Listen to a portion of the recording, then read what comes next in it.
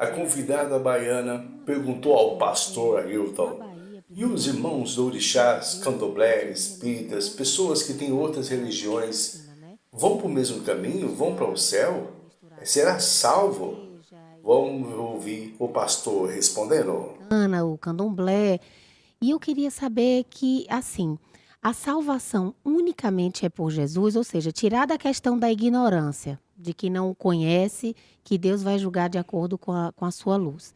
Mas a pessoa que conhece o Evangelho, teve conhecimento da vinda de Jesus, da sua morte na cruz, a salvação dela está unicamente relacionada à aceitação de Jesus como seu único Salvador?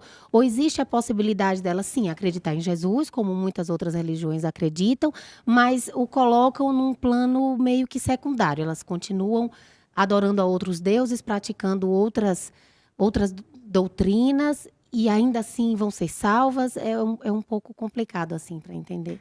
O Brasil é um país de sincretismo religioso, mas a Bíblia não é sincrética. Ela apresenta apenas a Jesus Cristo como o único Salvador. Só existe salvação nele. Então, Todos os mesmo quem conceitos... pratique boas obras e acredite em Jesus, mas que faça outras coisas que o neguem como único filho e único salvador, então ele é Não como existe perdido. esperança de salvação. Nada do que o sincretismo religioso apresente que esteja fora da Bíblia deve ter valor para nós. E o grande problema do Brasil é justamente esse.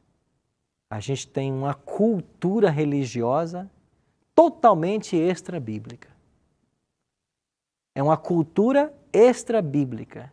Se ensinam centenas e milhares de coisas que nada tem a ver com a Bíblia.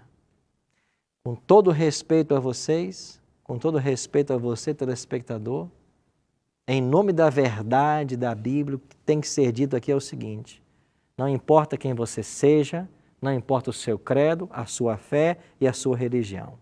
Ouça com atenção. Se aquilo que você acredita não está solidamente fundado nesse livro, não tem valor algum. Você está no caminho errado. Porque só esse livro é a luz que nos ilumina e nos aponta o caminho da vida eterna. Então, se a sua cultura religiosa tem outras origens que não é a Bíblia, se a verdade que você aprendeu, se os conceitos que você tem, se a sua cosmovisão foi formada com outros escritos, não importam quais sejam, mas que não é a Bíblia, você está num caminho muito perigoso. Então há um conselho para você.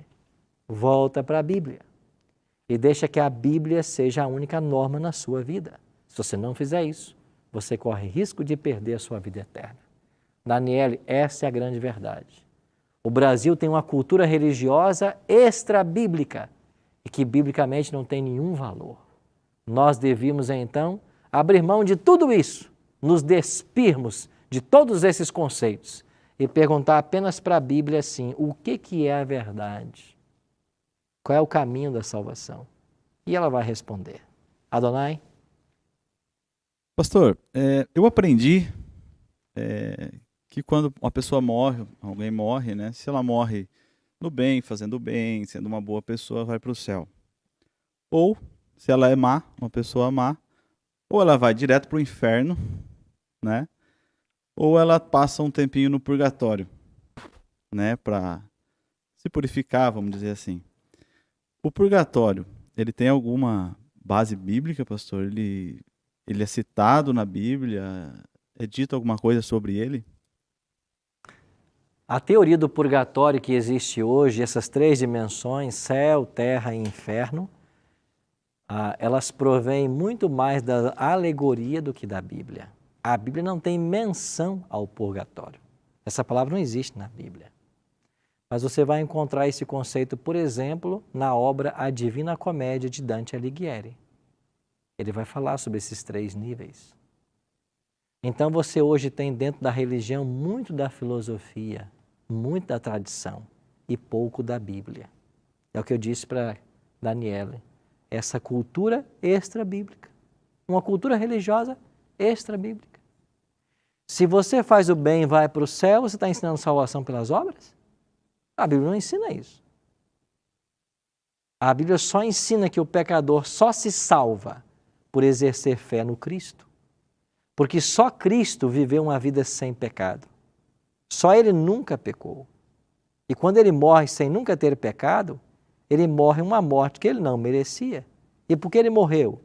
Porque era a sua morte. Era a minha morte. Então Ele veio para pagar o preço do pecado de Adão. E se o preço de Adão e o nosso é a morte, eu pago. É por isso que você não precisa morrer. Sim, amiga. Não, é que tudo isso me fez pensar, não é justo com Cristo. Claro que não.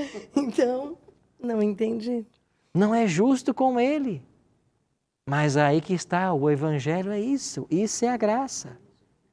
O justo morre para que o pecador viva. Adriano?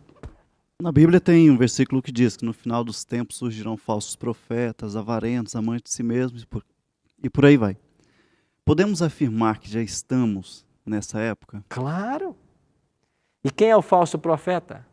Todo aquele que ensina e prega o que não está na Bíblia. Porque na realidade ele está desviando as pessoas da verdade, ao invés de apontar o caminho. Por exemplo, você querer ensinar que a pessoa é salva pelas boas obras que pratica. Isso é tentar o impossível. Você pode fazer caridade uma vida inteira? E como você vai justificar os seus pecados? Você não pode. Então nós dependemos exclusivamente de alguém.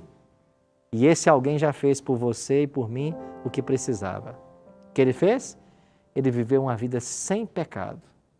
E ele morreu uma morte expiatória. Você entende como Deus resolveu o problema do pecado? É por isso que João escreveu assim, na sua primeira carta, no capítulo 5.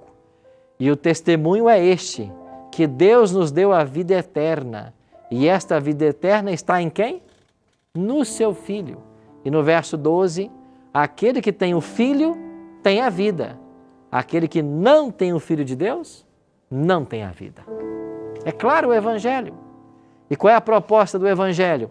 Cristo é o segundo Adão. Mas é isso que Paulo ensina em Romanos 5. Paulo diz em Romanos 5 que Cristo é o segundo Adão. E se por um homem, diz Paulo, entrou o pecado no mundo e pelo pecado a morte passou a todos os homens porque todos pecaram. Mas através da justiça de um só, todos se tornaram justos.